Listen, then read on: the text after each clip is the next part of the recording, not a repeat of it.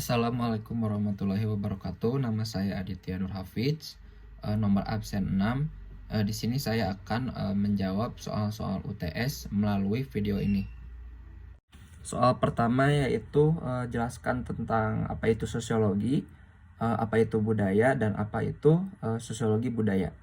Yang pertama, sosiologi adalah ilmu yang membahas tentang berbagai aspek dalam masyarakat serta pengaruhnya bagi kehidupan manusia. Sedangkan budaya yang dikatakan oleh Edward Bernard Taylor, budaya merupakan seluruh kompleks yang mencakup pengetahuan, kepercayaan, seni, hukum, moral, dan adat, dan kebiasaan yang diperoleh oleh manusia sebagai anggota masyarakat. Sedangkan sosiologi budaya itu merupakan subdisiplin sosiologi yang fokus mempelajari aspek kultural atau budaya masyarakat sebagai objek kajiannya. Soal nomor 2 yaitu pendidikan dalam perspektif budaya, yaitu adalah transmisi, transaksi, sosialisasi budaya, dan transformasi. Dan contoh-contohnya, yang pertama yaitu transmisi. Transmisi yaitu pengiriman pesan dan sebagainya dari seseorang kepada orang lain. Jika dalam perspektif dari pendidikan, yaitu seperti warisan budaya dari leluhur nenek moyang kita kepada generasi penerusnya. Yang kedua yaitu transaksi, yaitu pertemuan kedua belah pihak untuk saling memberi. Jika dalam perspektif pendidikan, seperti kegiatan belajar mengajar di sekolah. Dan sosialisasi merupakan suatu proses bagaimana memperkenalkan sistem pada seseorang dalam proses interaksi yang diatur dengan nilai dan norma. Contohnya jika kita memasuki organisasi seperti Karang Taruna, di mana di dalam Karang Taruna itu kita diatur sistem normanya dan sistem interaksinya kita terbatas, tidak semena-mena. Selanjutnya adalah transformasi. Transformasi yaitu mengubah bentuk, sifat, fungsi, mengalihkan atau mengubah struktur dasar menjadi struktur lahir dengan kaidah transformasi itu sendiri.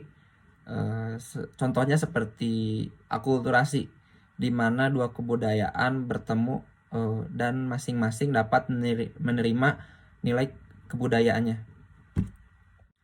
Selanjutnya soal nomor 3, yaitu terdapat dua teori besar dalam memahami sosiologi budaya, yaitu pendekatan struktural fungsional dan pendekatan kritis. Yang pertama, pendekatan struktural fungsional itu menurut Durkheim adalah kultur atau budaya baik yang bersifat material maupun imaterial sama-sama berperan penting dalam menjaga solidaritas kelompok, kesamaan nilai, keyakinan, dan sebagainya, mengarahkan kepada kelompok kecil yang mempraktikannya untuk mencapai tujuan bersama. Sedangkan pendekatan kritis menurut Karl Marx yaitu adalah kultur atau budaya merupakan instrumen atau alat dominasi pihak yang baik berkuasa atau mayoritas terhadap pihak yang didominasi atau minoritas yang lemah.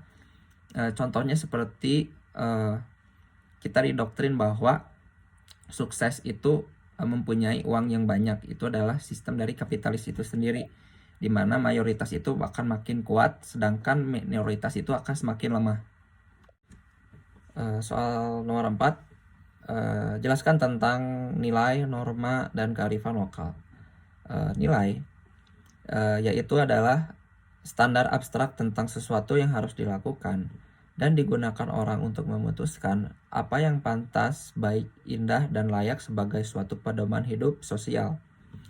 Contohnya seperti di mana orang-orang yang selalu ingin ada perbaikan di segala bidang kehidupan. Seperti contohnya jika kita memiliki nilai ujian yang jelek, di mana kita ingin memperbaiki nilai ujian tersebut dengan remedial. Selanjutnya dari norma. Norma itu adalah aturan yang mengatur perilaku manusia. Contohnya seperti kita dilarang merokok di tempat umum, atau dilarang berkata kasar di rumah karena orang tua kita sendiri melarang kita untuk berkata kasar. Selanjutnya kearifan lokal. yaitu merupakan bagian dari budaya suatu masyarakat yang tidak dapat dipisahkan dari masyarakat itu sendiri dan diwariskan secara turun-temurun.